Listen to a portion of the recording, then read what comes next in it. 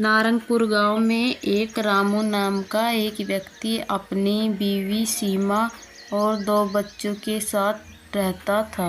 रामू बहुत ही सीधा, ईमानदार और मेहनती आदमी था। गांव में जो भी उसे काम मिलता वह बहुत ईमानदारी और मेहनत के साथ उसे कर लेता। उसके बावजूद रामू अपने परिवार का खर्चा मुश्किल से ही कर पा रहा था। गांव के लोग उसके सीधेपन का और ईमानदारी का खूब फायदा उठाते थे। अरे रामू, ये काम कब तक खत्म हो जाएगा? रामू, काम यदि जल्दी खत्म नहीं हुआ तो मैं तुझे पैसे नहीं दूंगा। अरे साहब जी, मैं जल्दी ही कर दूंगा, थोड़ा समय तो लगेगा ही, मैं मेहनत से काम कर रहा हूँ।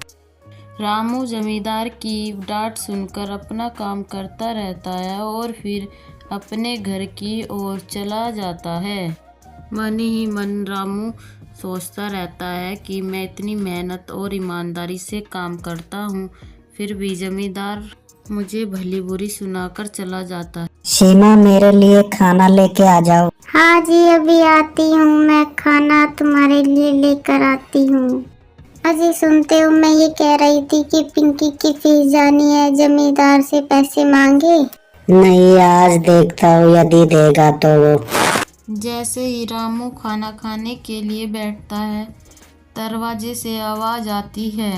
हालाक निरंजन, बेटा मुझे कुछ खाने को दे दो, मुझे बहुत भूख लगी है, अगर आपके पास कुछ हो तो। ठीक है बाबा, जो भी रूखी सूखी है खा लो, आ जाओ। बाबा रामू के पास आकर बैठ जाते हैं और रामू अपना सारा भोजन बाबा को दे देते हैं। बाबा रामू से बहुत ज्यादा खुश हो जाते हैं और बोलते हैं कि बेटा आप बहुत ही अच्छे हो, तुमने एक भूखे साधु को खाना खिलाया। मेरे पास बेटा कुछ ज्यादा तो कुछ नहीं है, पर ये एक पत्थर है, जब भी तुम्हें कोई कष्ट या दिक्कत आए तो इस पत्थर से मुझे याद कर लेना। ठीक है बाबा जी। बाबा जी रामू को पत्थर देकर चले जाते हैं। रामू तभी अपनी पत्नी सीमा को आवाज लगाता है। सीमा, ओ सीमा, जरा इधर आओ, बाबा ने देखो हमें पत्थर दिया है। अरे क्या हुआ, क्यों चिल्ला रही हो? ये पत्थर ही तो है, कोई खजाना तो नहीं। ये बेकार की चीज लेके चिल्ला रहे हो।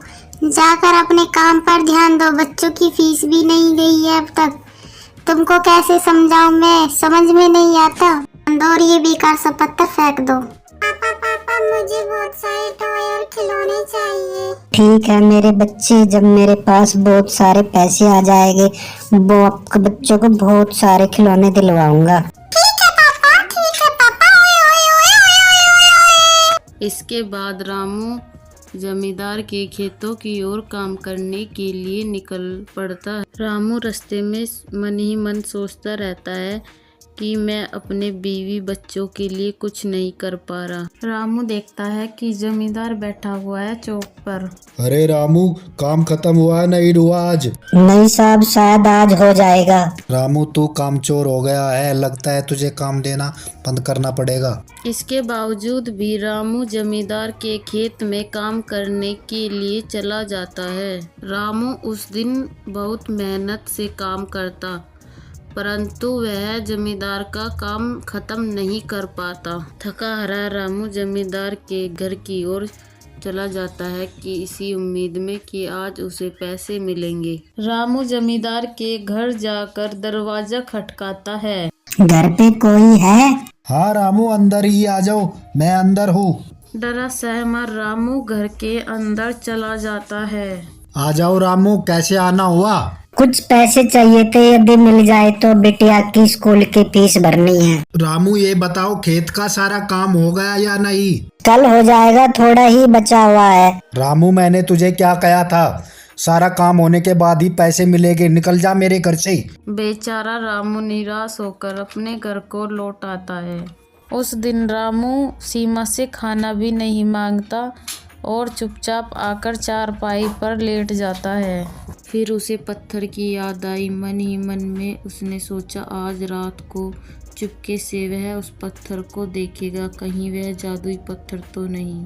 अजी आज तो आपने खाना भी नहीं मांगा, चुपचाप लेटे हुए हो, कुछ बात है क्या? नहीं कोई बात नहीं है सीमा, मैं तो बस ऐसे ही लेट रहा था। वो जमींदार ने आज पैसे नहीं दिए, बस इस वजह से थोड़ा दुखी था मैं। वह चुपचाप आधी रात को पत्थर को लेकर बाहर आ जाता है। रामू इधर उधर देखता है और फिर दरवाजे की कोट पर आकर बैठ जाता है। रामू इधर उधर देखता है और पत्थर से बोलता है, हे पत्थर, जादुई पत्थर, मैं बहुत दुखी हूँ। एकदम से ही अचानक से बिजली कड़की और सामने से बाबा प्रकट हो गए। रामू तुमने याद किया, क्या हुआ? रामू ने बाबा को अपनी सारी बातें बताई। बाबा रामू की सारी समस्या समझ चुके थे। बाबा ने उसे एक भरकर पैसों का बोरा दे दिया और रामू उसे लेकर बहुत खुश हुआ और हंसी खुशी अपना जीवन चलाने लगा।